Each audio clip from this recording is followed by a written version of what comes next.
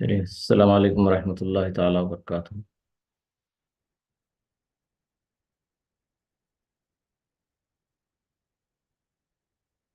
इन्नल हम्दुलिल्लाह वस्सलातु वस्सलामु अला रसूलिल्लाह व अऊज़ु बिल्लाहि मिनश शैतानिर रजीम बिस्मिल्लाहिर रहमानिर रहीम। इन्नहुम फित्यतुन आमनु बिरब्बिहिम वज़िदनाहुम हुदा। सदक़ल्लाहुल अज़ीम। मोहतरम सामईन,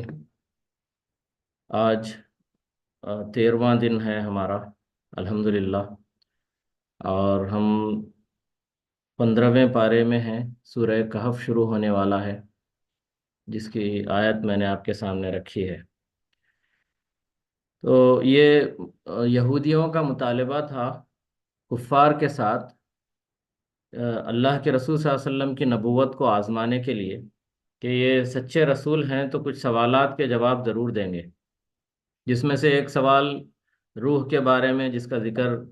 कल की नशिस्त में हो गया है। अब दूसरा सवाल असहाब कहफ के बारे में भी उनका था। तो इसका जवाब यहाँ पर इस सूरत में दिया जा रहा है कि असहाब कहफ कौन थे, उनकी तफसीलात आई है। तो सूरह कहफ के बारे में मैं बताता चलूँ कि सूरह कहफ में 3 वाक़यात बयान किए गए हैं। बहुत अहम सूरत है, हम सब जानते हैं सूरह कहफ का की अहमियत और उसका मुताला ख़ासकर जुमे के दिन, और फिर उस पर पिछले गुनाह, एक जुमे से दूसरे जुमे के बीच के गुनाहों की माफ़ी का जो की फजीलत जो अहादीस में मिलती है। मैं एक बात यहाँ पर हाईलाइट कर दूं कि फजीलत की बात जब भी आती है, याद रहे अल्लाह ताला हमको कोई चीज़ बता रहे हैं, उसे समझकर जब अपनाएंगे तो वो फजीलत भी हमें मिलेगी, उसका अजर भी सही मानों में मिलेगा। मतलब गुनाहों की माफ़ी जैसी चीज़ खाली किसी चीज़ के पढ़ लेने की वजह से कैसे मिल सकती है, सोचें हम। क्योंकि अल्लाह ने लॉजिकल बनाया है इस दुनिया को, और रीजनिंग्स रखा है इसके अंदर, और दारुल असबाब है। बग़ैर किसी वजह के कोई चीज़ नहीं हो जाती। अल्लाह का हुक्म उसके अंदर शामिल हाल है, लेकिन अल्लाह ने इंसानों को इख्तियार भी दे दिया है। और ये सबसे अहम चीज़ ये है कि यहाँ पर इम्तिहान हमारा चल रहा है, आजमाइश चल रही है। तो इस आजमाइश में महज किसी चीज़ के हम पढ़ लेने की वजह से हमारे बहुत सारे गुनाह कैसे एक हफ्ते भर के माफ़ हो जाएंगे। तो ये जितनी भी दुआएं और अहादीस इस सिलसिले में आती हैं, उसमें दरअसल अरबों से मुखातब है अल्लाह ताला उस वक्त, और अल्लाह के रसूल सल्लल्लाहु अलैहि वसल्लम भी, और उनके ज़रिए से सारी उम्मत तक वो पैगाम जाएगा कि इन चीज़ों को समझेंगे, उन्हें अपनी ज़िंदगी में लाएंगे तो फिर उसका अजर है। तो जो जहनीत सूरह कहफ बनाती है वो असल चीज़ है। सूरह कहफ की तिलावत तो हो रही है, लेकिन जो पैगाम उससे मिल रहा है, जो मैसेज सूरह कहफ से मिल रहा है, और जो ईमानी कैफियत उससे पैदा होनी चाहिए उसके पढ़ने और समझने के बाद, वो अगर मैं नहीं कर पाऊँ तो फिर मैं नहीं समझता कि जो वादे हैं गुनाहों की माफ़ी के वो हमें मिलेंगे। तो क्राइटेरिया है एलिजिबिलिटी का, उसको हम फुलफिल करते हैं तब जाके हम उसे उसके हकदार बनते हैं।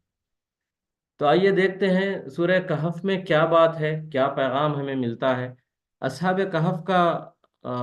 जिक्र इसमें है। बड़ी मज़ेदार आयत है, और नौजवानों के लिए तो बहुत ही अपीलिंग आयत है। इन्नहुम फित्यतुन आमनु बिरब्बिहिम। क्या बेहतरीन अंदाज में अल्लाह ने जिक्र किया है। वो कुछ नौजवान थे, वो कुछ ऐसे नौजवान थे जिन्होंने अपने रब पर ईमान ले आया था। वज़िदनाहुम हुदा। जब वो ईमान ले आए तो हम उन्हें हिदायत में बहुत आगे बढ़ा दिए, मतलब हिदायत पूरी तरह से उनको हमने गाइड किया। हुदा गाइडेंस को कहते हैं। कंप्लीटली हमने उन्हें आगे बढ़ चढ़ कर उनकी हमने हिदायत की, रहनुमाई की, गाइड किया। हिदायत में वो बहुत ज़्यादा मैच्योरिटी उनके अंदर आ गई थी। इस हद तक मैच्योरिटी थी कि वक्त का जालिम हुक्मरान, या जो सुपर पावर था उस वक्त, जो ताकत थी, बादशाह मुशरिक था, और कौम के अंदर शिरक था हर तरफ। यही कुछ नौजवान थे जिन्होंने शिरक से पाक अल्लाह को अपनाया था। और उन्हें डर था कि अगर हम इसका इजहार करेंगे या इस पर अमल करेंगे تو نہ صرف ہماری مخالفت ہوگی بلکہ ہم کو پھر سے زبردستی اس شرک والے راستے پر لایا جائے گا، جس کے ڈر سے انہوں نے اللہ سے دعا مانگی اور اللہ سے پناہ لی، اور اس غار میں انہوں نے پناہ لی اور اپنے ایمان کی بقا انہوں نے چاہا، تو اللہ تعالیٰ نے اپنی رحمت میں انہیں جگہ دی اور ان کی حفاظت فرمائی۔ اور پھر وَضَرَبْنَا عَلَىٰ آذَانِهِمْ والی جو بات ہے، بہت سارے سائنٹیفک باتیں بھی اس کے اندر سورہ کہف میں آپ کو ملیں گی۔ اللہ نے کس طرح سے انہیں بے ہوش کر دیا، کانوں پر مارنے والی بات، مطلب یہ جو ایریا ہے فیس پر، تو فیس پر مارنے سے گریز کریں۔ ہمارے اکثر ہاتھ بلکہ ہم سے بھی ایسے ہوتا آیا ہے، اکثر و بیشتر انسان سے ہو جاتا ہے کہ کبھی وہ غصے میں آتا ہے تو ہاتھ جب اٹھاتا ہے تو چہرے پہ اکثر ہاتھ ہو جاتا ہے۔ تو چہرے پر مارنے سے منع اس لیے ہے کہ اس کے اندر جان جانے کا خطرہ ہوتا ہے، یا پھر آدمی بے ہوش ہو سکتا ہے، اسے چکر آ سکتی ہے۔ تو یہ کانوں پر جو مار لگتا ہے، ہم کان بھیری جسے کہتے ہیں، تو اس سے پرہیز کیا جائے۔ ہم کہتے دیتے ہیں غصے میں، لیکن وہ غصے میں کہتے کہتے وہ چیز ہو بھی جاتی ہے، کبھی غصے سے ہم آؤٹ آف کنٹرول ہوتے ہیں۔ اور پھر اس کے اندر اللہ نے انہیں جب سلا دیا تو سالوں سال، 300 سال تک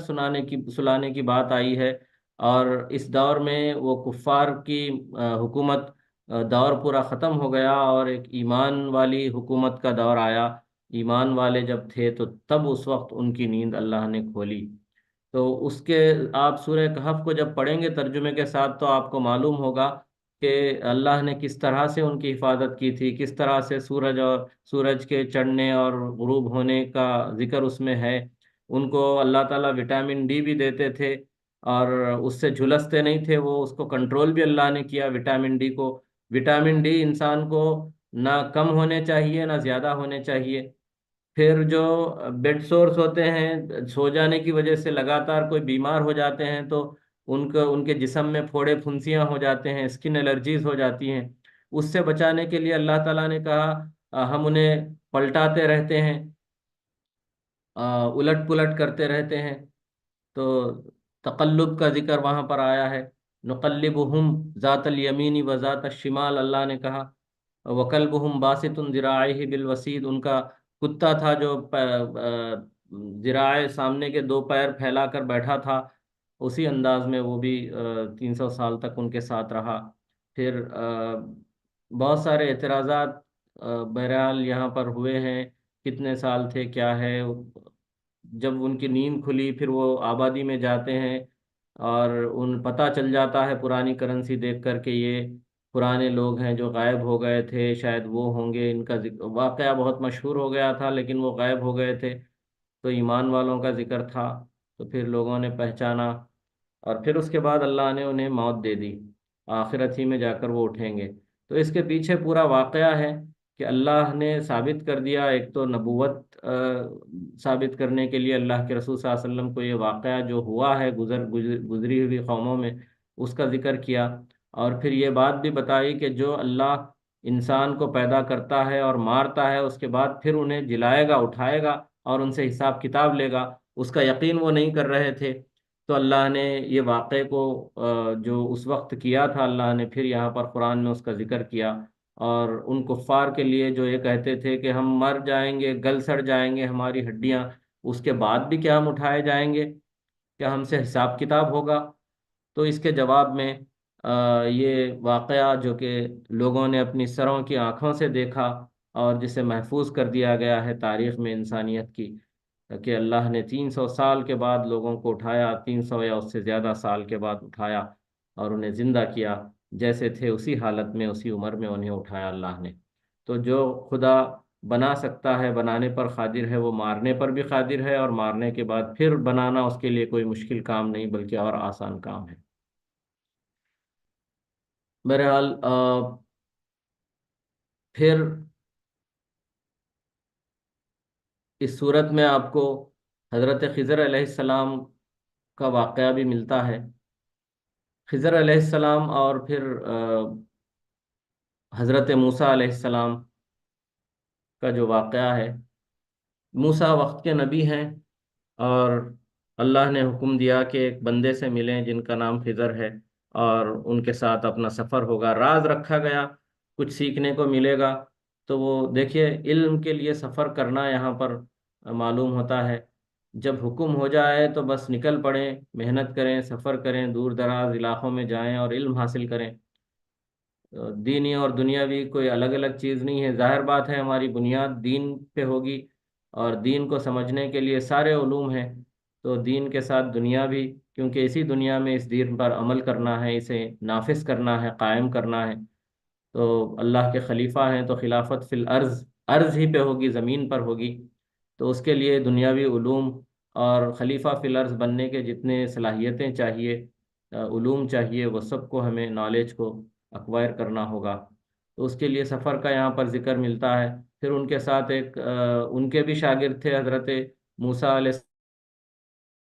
السلام کے، ان کو کچھ حکم دیے تھے، توشہ ساتھ رکھنے کی بات ہوئی تھی، پھر مچھلی تھی، اور جب انہوں نے پوچھا کہ وہ مچھلی کہاں ہے تو وہ زندہ ہو گئی، اور پھر توشے کے اندر کی مچھلی زندہ ہو گئی اور سمندر میں عجیب طریقے سے اپنا راستہ لے لی۔ تو کہا کہ یہی تو جگہ تھی، یہ راز میں رکھا گیا تھا، تم مجھے ہر چیز کی خبر دینا چاہیے تھا، جو بھی چینجز آ رہے ہیں کیوں نہیں بتایا۔ تو یہاں پر یہ بات معلوم ہوتی ہے کہ جو ساتھ میں ہوتے ہیں شاگرد، اپنے استاد کے حکم کی پوری ہو بہو تعمیل ہو، اس کی اطاعت ہو، کچھ باتیں سمجھ میں نہ بھی آئیں تو اس کو پورا کیا جائے، نہ سمجھ میں آئے تو اسے چھوڑ دیں گے تو نقصان اٹھائیں گے، تو حکمت اس کے اندر پوشیدہ ہوتی ہے۔ تو ٹھیک ہے، آج کل کا دور سوال کرنے کا ہے، پوچھنے کا ہے، اور بات سمجھ میں نہیں آتی تو اس کا انکار بھی کرتے ہیں، حق ہے، ہیومن رائٹس، لیکن استاد کی اطاعت اگر کریں گے، فرما برداری کریں گے تو بہت کچھ سیکھنے کو ملے گا۔ پھر خود حضرت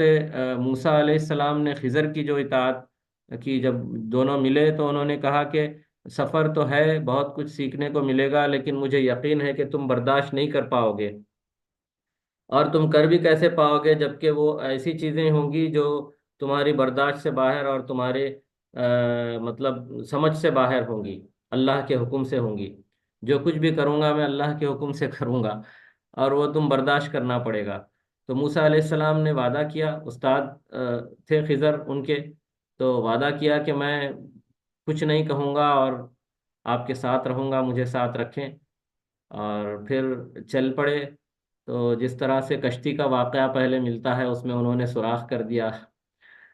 تو فوری پکار اٹھے کہ بھائی ایک غریب کی کشتی کو آپ نے ڈیمیج کر دیا، کیسے آپ کو حق بنتا ہے؟ مطلب ان کا جو نیچرل، ان کی جو آواز، انسان جب بھی برائی دیکھتا ہے نا، اندر سے ضمیر پکارتا ہے، جیسے میں نے اس سے پہلے کہا، اور فطرت سلیمہ پر ہونے والوں کی آواز تو اندر سے آتی ہے فوری، حق پرست لوگوں کی، یہ بات غلط ہے بھائی، چاہے کوئی ہو کرنے والے، لیکن غلط کیا ہے آپ نے، تو غلط کیا ہے، کیوں کیا ایسے؟ انہوں نے پوچھ لیا، تو کہا کہ میں نے کہا تھا کہ تم برداشت نہیں کر پاؤ گے، تمہیں سوال نہیں کرنا ہے جب تک کہ میں نہ بتاؤں۔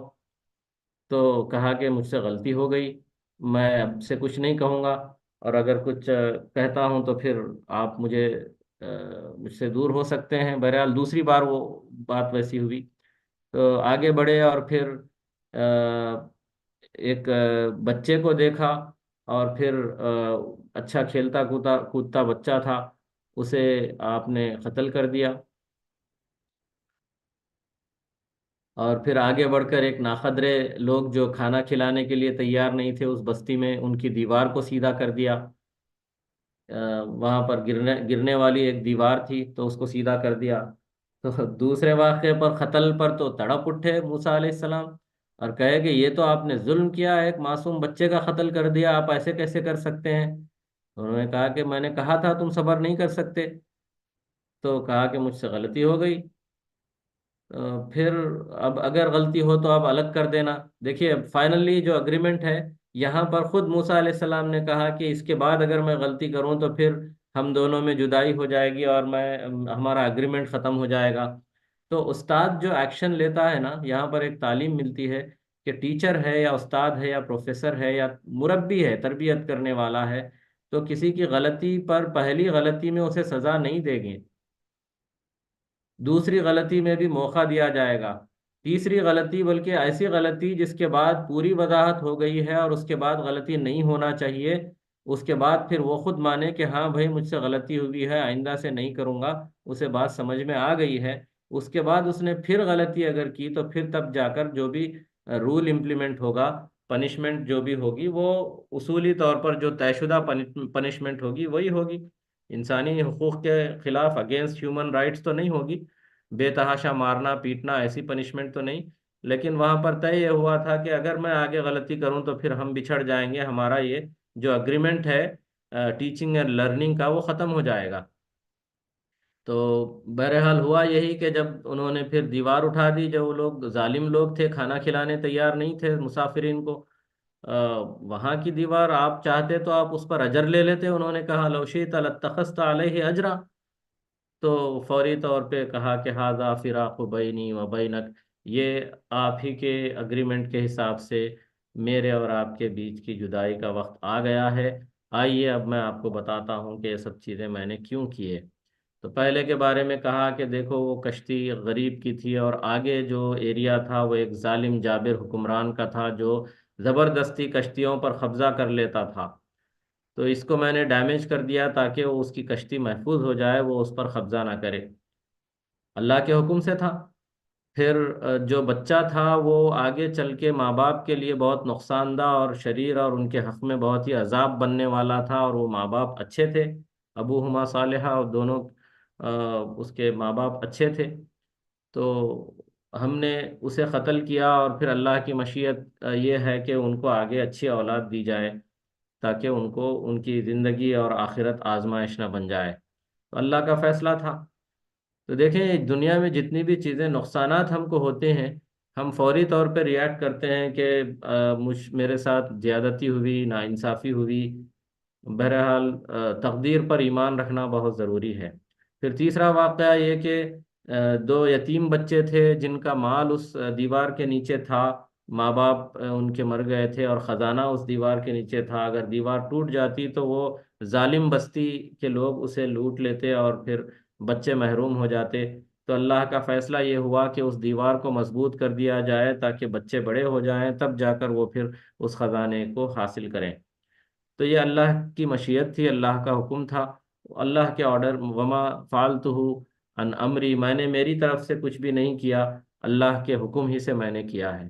تو یہ ایک اہم میسیج ہم سب کو ملتا ہے کہ بہت سارے کام معاملات اس دنیا میں ہوتے رہتے ہیں، کسی کی سیلری کچھ، کسی کی سیلری کچھ، گھروں میں خواتین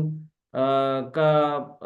اصرار ہوتا ہے کہ ہماری تنخواہ کم ہے، یا آپ فلاں کر لیں تو آپ کی تنخواہ اچھی ہو سکتی ہے، آپ بھی زیادہ کما سکتے ہیں، تھوڑا سا ایڈجسٹ کر لیں، تھوڑا سا وہ کر لیں، یہ کر لیں، ٹھیک ہے کوشش کرنا چاہیے، لیکن یاد رکھیں اللہ نے رزق کا وعدہ کیا ہے، اور ہمارا کام کوشش کرنا ہے، صحیح پلاننگ کرنا ہے، صحیح منصوبے بنانا ہے، لیکن یاد رکھیں کہ ملے گا وہی جو کہ لکھا ہوا ہے۔ کسی کو بہت زیادہ مل رہا ہوگا تو اچانک جاب چلا جائے گا، یا ایکسیڈنٹ ہو جائے گا، یا پھر وقت سے زیادہ اگر پہلے مل جائے تو پھر رک جائے گا وہ،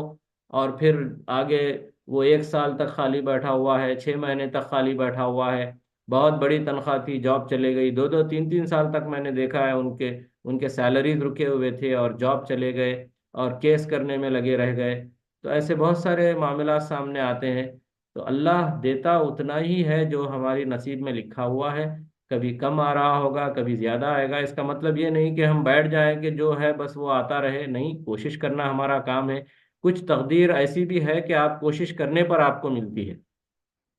تو یہ من جدہ وجدہ، جو کوشش کرتا ہے وہ اسے پاتا ہے، تو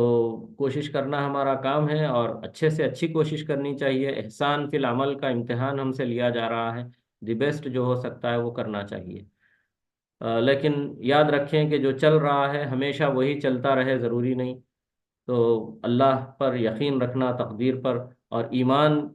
کو پریفر کرنا، رشتے بنانے کے معاملات میں بھی ہم ایمان کو اگر ترجیح دیں گے، آج سیلری نہیں ہے کل اس کی اچھی سیلری ہو جائے گی، آج کاروبار نہیں ہے لیکن اس معلوم ہے کہ ایماندار اور محنتی بچہ ہے، تو دین اس کا اچھا ہے تو آگے بڑھ جائیں، بہت اچھی سیلری دیکھ کر شادی کریں گے، کل کے دن کیا ہوگا کسی کو پتا نہیں، اگر اخلاق اچھے ہیں اور جاب چلا بھی جائے تو وہ شکر گزاری کے ساتھ اپنے بیوی بچوں کو لے کر چلے گا، اور اگر اخلاق اچھے نہیں ہیں تو پھر دادا گیری کرے گا اور سسرال پہ بیٹھ کے راج کرے گا، شادی تو ہو گئی اب کیا کرنا ہے بھائی، جاب چلے گیا لاؤ گھر سے، تو بہرحال ایمان اہم چیز ہے، اور باقی کی چیزیں اللہ نے جس طریقے سے بتائی ہیں اس کو ہمیں تقدیر کے وسیلے سے ہمیں ماننا چاہیے۔ پھر اس کے بعد ذوالقرنین کا واقعہ اس سورہ کہف میں ہم کو ملتا ہے۔ ذوالقرنین ایک بادشاہ تھے وقت کے، جو بڑا صاحب اقتدار اور بہت ہی ٹیلنٹڈ انسان تھے، وسیع سلطنت کا مالک تھا۔ اس نے اپنے زمانہ حکومت میں یاجوج ماجوج کے فساد اور بدامنی کی روک تھام کے لیے ایک زبردست لوہے اور تانبے سے ملا کر دیوار بنائی۔ قرآن کی آیتوں میں جو الفاظ ہمیں ملتے ہیں، ہر ہفتہ اگر ہم کم از کم ایک بار پڑھتے بھی ہیں ان آیتوں کو تو غور کریں گے، بہت سارے آپ کو غور کرنے کے نقطے اس سورہ میں ملیں گے۔ اللہ نے کہا کیا ہے وہ سبب کا ذکر کیا، اللہ نے انہیں وسیلہ ریسورس دیا، بہت سارے ریسورسز دیے تھے، اور پھر فتخذ سببا، انہوں نے ایک ایک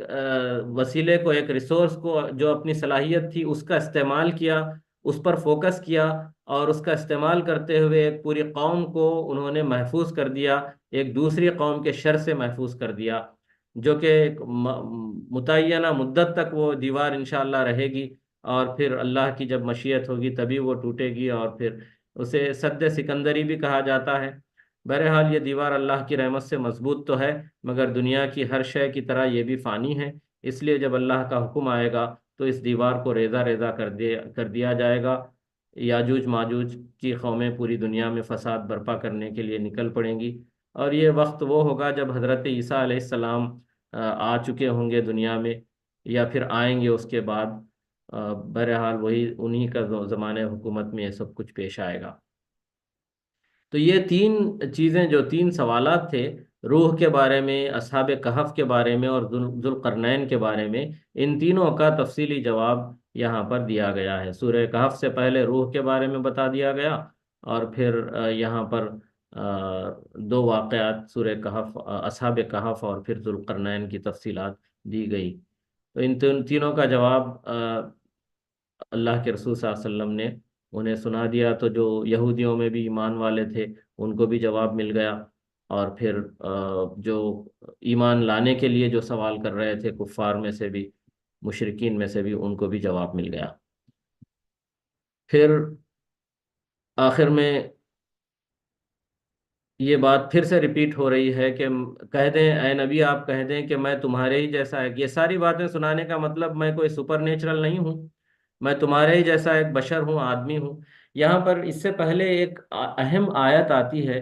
قُلْ هَلْ نُنَبِّئُكُمْ بِالْأَخْسَرِينَ أَعْمَالًا۔ اللہ تعالیٰ نے کہا کہ اے نبی انہیں کہہ دیں، یہ ساری باتیں کر رہے ہیں، چاہے وہ ایمان والے ہوں یا غیر ایمان والے ہوں، انسان ہوں، جو بھی ہوں، کسی بھی کام میں مصروف ہوں، ایک کیٹیگری لوگوں کی بتائی گئی کہ ایسے لوگ جو اعمال کے حساب سے خسارے میں ہیں، وہ کون ہیں؟ الذین ضل سعیہم فی الحیات الدنیا، یہ وہ لوگ ہیں جن کی ساری بھاگ دوڑ اس دنیاوی زندگی میں گم ہو کر رہ جاتی ہے۔ دنیا صبح سے شام تک دنیاوی معاملات میں، یہاں تک کہ بیوی بچوں کے لیے وقت نہیں ہے، یہاں تک کہ ماں باپ سے بات کرنے کے لیے وقت نہیں ہے، ان کے ساتھ بیٹھنے کے لیے وقت نہیں ہے، کما رہے ہیں کما رہے ہیں کما رہے ہیں، مصروف ہیں، اور پھر ایک کے بعد ایک مصروفیات، دنیا کی، جاب کی، پھر سہولتوں کی، یا پھر عیش و عشرت کی، یا پھر انٹرٹینمنٹ کی، یا پھر سیلیبریشنز کی،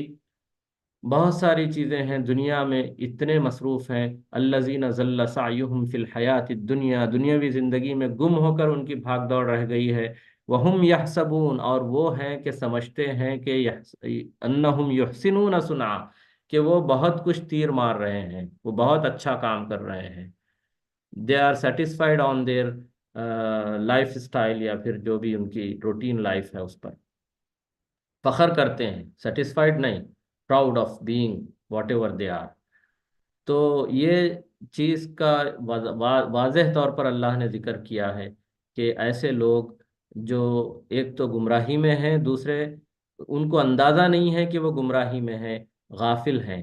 ایسے لوگوں کے بارے میں اللہ تعالیٰ دوسری جگہ کہتے ہیں کہ ایسے لوگوں کو جو ہمارے اس پیغام کو نظر انداز کر کے دنیا میں گم ہو جاتے ہیں، ہم انہیں آخرت میں اندھا بنا کر اٹھائیں گے۔ وہ پکار کر کہیں گے کہ اے اللہ، ہم تو اندھے نہیں تھے، تو نے اندھا کیوں بنایا؟ تو اللہ کہے گا کہ ٹھیک اسی طرح تم نے اپنی منمانی کرتے ہوئے میرے اس پیغام کے اوپر سے اندھے کی طرح گزر گئے تھے، اس پر توجہ نہیں دی تھی، اس لیے آج میں تمہیں جان بوجھ کر اندھا بناتا ہوں، تمہیں میں نیگلیکٹ کرتا ہوں، اگنور کرتا ہوں، نظر انداز کرتا ہوں۔ اللہ کی پناہ، اللہ جسے نظر انداز کر دے پھر اس کا کیا حال ہو۔ دنیا میں بھی اللہ تعالیٰ انہیں نظر انداز کر دیتے ہیں، اس قدر ان کے پاس سب کچھ ہونے کے باوجود بے کلی اور بے چینی کی کیفیت کہ وہ خودکشیاں کرتے ہیں، ان کو کوئی سلیوشن نہیں ملتا، وہ حالات اور مسائل میں اس قدر گھرے ہوئے ہوتے ہیں۔ وقت کا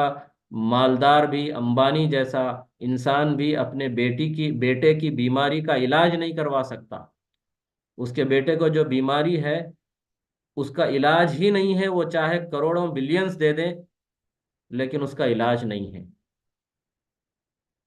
تو اللہ کہہ رہے ہیں کہ یہ دنیا میں کھو جانے والوں کو دنیا میں بھی میں گھٹن والی زندگی دیتا ہوں، انہیں حیاتن زنکا، اللہ نے کہا گھٹن والی زندگی، سب کچھ ہوتے ہوئے وہ بے بس ہوں گے، لاچار اور بیچارے ہوں گے۔ اس کی مثالیں بھی ملنے کے بعد بھی اگر ہم اس کو نہ سمجھ پائیں تو پھر اللہ ہمیں ہدایت دے۔ اس کے بعد سورہ مریم شروع ہو رہی ہے، 2-3 منٹ میں لیتا ہوں۔ مریم کا آغاز زکریہ علیہ السلام کی دعا سے ہوا۔ زکریہ علیہ السلام نے بیٹا مانگا تھا، اللہ نے انہیں بیٹی دی، مریم اس کا نام رکھا گیا۔ بیٹا تو بیٹی کی طرح نہیں ہوگا، دیکھیں اللہ کی مصلحت کیسے کام کرتی ہے۔ بیٹی ہے اور پھر اللہ نے کہا کہ ٹھیک ہے مریم اس کا نام رکھیں، نام مریم رکھا گیا۔ اس کے بعد پھر اللہ نے بی بی مریم کو جو بیٹا دیا وہ نبی بنے۔ تو عیسیٰ ابن مریم جو کہ اللہ نے معجزے کے طور پر بنا باپ کے انہیں پیدا کیا، جس کو وہ لوگ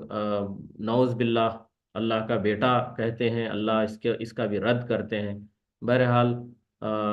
بغیر باپ کے معجزانہ طور پر کنواری مریم رضی اللہ عنہا سے اللہ نے عیسیٰ علیہ السلام کو پیدا کیا، اور پھر تہمت سے بچانے کے لیے نومولود چھوٹا بچہ گود میں، گہوارے میں، جھولے میں جو بچہ تھا عیسیٰ علیہ السلام کو اللہ نے بات کرنے کا، جب ان سے سوالات کرنے لگے لوگ تو اشارہ کر دو، اللہ کا حکم ہوا کہ اشارہ کرو اس بچے کی طرف، تو انہوں نے بچے کی طرف اشارہ کیا، میں تو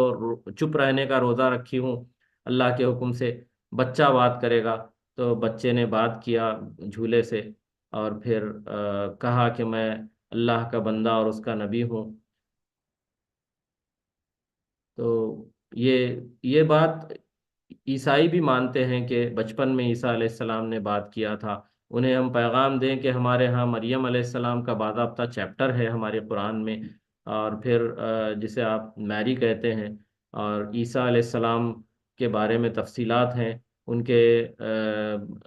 ماں سے بنا باپ کے پیدا ہونے کا ذکر ہے، اور پھر جھولے میں بات کرنے کا ذکر ہے۔ بہت ساری چیزیں جو ملتی ہوئی ہیں، اس طرح سے ہم اس سملیرٹیز کو ذکر کریں اور انہیں قرآن تحفے میں دیں پڑھنے کے لیے۔ اللہ انشاءاللہ ہماری کوششوں کو کامیاب کرے گا۔ اس کے بعد حضرت ابراہیم علیہ السلام کا ذکر اس صورت میں ہو رہا ہے۔ ابراہیم علیہ السلام نے بڑے ہی اپیلنگ انداز میں اپنے باپ کو دعوت دی، شرک سے، بتوں کے شرک سے بچنے کی دعوت دی، اور پھر جب نہیں مانے باپ اور انہیں گھر سے نکال دیا تو پھر وہ پورا تذکرہ یہاں پر ملتا ہے۔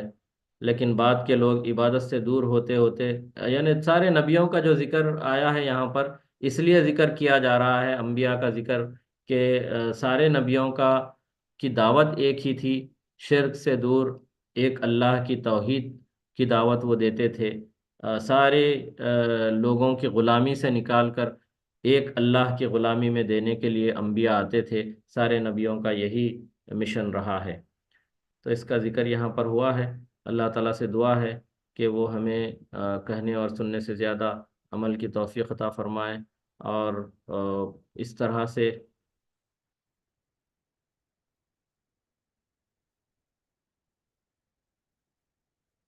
سورہ طٰہٰ شروع ہو رہا ہے، تو انشاءاللہ کل ہم سورہ طٰہٰ پر بات کریں گے۔ تو اللہ سے دعا ہے کہ وہ ہمیں اس قرآن کو ہمارے دلوں کا نور بنائے، ہماری زندگیوں کا نور بنائے، آخرت میں اللہ تعالیٰ اس نور کو آ، آ، ہمارے ساتھ رکھے، خبر کا بھی نور اللہ تعالیٰ اس قرآن کے نور کو، قرآن کے ذریعے سے قبر کو بھی اللہ تعالیٰ ہماری منور کر دے۔ سبحان اللہ وبحمدہ سبحان اللہ العظیم نستغفرہ ونتوب الیہ والسلام علیکم ورحمۃ اللہ جزاکم اللہ خیر